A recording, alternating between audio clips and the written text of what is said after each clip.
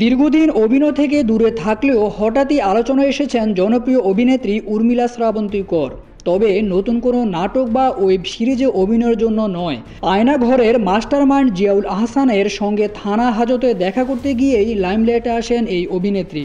সাবেক এই সেনা কর্মকর্তা যখন নানা অপকর্মে জড়িত, তখন কেন জিয়ার সঙ্গে থানায় দেখা করতে গেলেন উর্মিলা, সেই প্রশ্ন এখন জনমনে।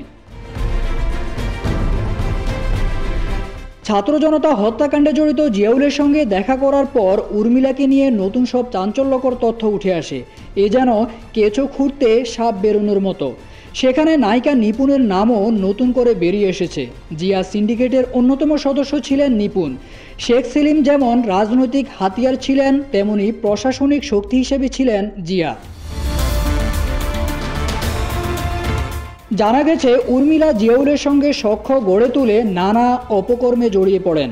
অন্যদিকে শেখ সেলিমের রক্ষিতা হিসেবে পরিচিত নিপুণ আক্তার শিল্পী সমিতির নির্বাচনের ভোটে পরাজিত হয়েও জোর করে চেয়ার দখল করেছিলেন। বিনোদন জগতের এই দুই তারকা ক্ষমতার অপব্যবহার করে বিপুল সম্পদের মালিকও হয়েছেন। তাদের ক্ষমতার কাছে ভয়ের তটস্থ ছিল পুরো সংস্কৃতি অঙ্গন। শেখ সেলিমের সূত্র ধরেই জিয়াউলের সঙ্গে নিপুণের ঘনিষ্ঠতা তৈরি হয়। শেখ পরিবারের প্রভাবশালী ব্যক্তির বান্ধবী হওয়ায় জিয়াউল নিপুণের সঙ্গে মিলে নানা অপকর্ম করেছেন। সংস্কৃতি অঙ্গন এবং সংশ্লিষ্ট যারাই আওয়ামী সরকারের বিরুদ্ধে কথা বলেছেন, তাদেরকে নানাভাবে নাজেহাল করতেন উর্মিলা ও নিপুণ সিন্ডিকেট।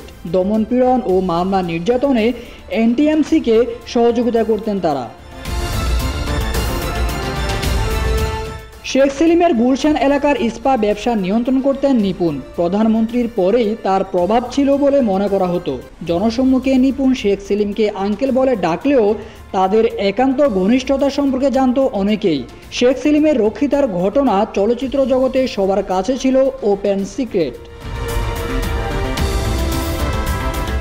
আওয়ামী আমলে রাজনীতিতে ফুল টাইম সরব থাকা উর্মিলা 5 আগস্ট শেখ হাসিনার পতনের পর থেকেই আত্মগোপনে।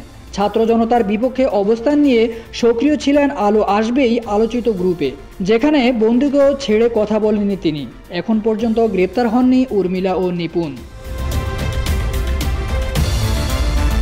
এদিকে আন্তর্জাতিক অপরাধ ট্রাইব্যুনালে পুলিশ সদস্যদের সঙ্গে ঊর্ধ্বত্বপূর্ণ আচরণ করে তুমুল সমালোচনার শিকার হয়েছেন জিয়াউল আহসান। তার বিরুদ্ধে রয়েছে আয়নাঘর নিয়ে নানা অভিযোগ।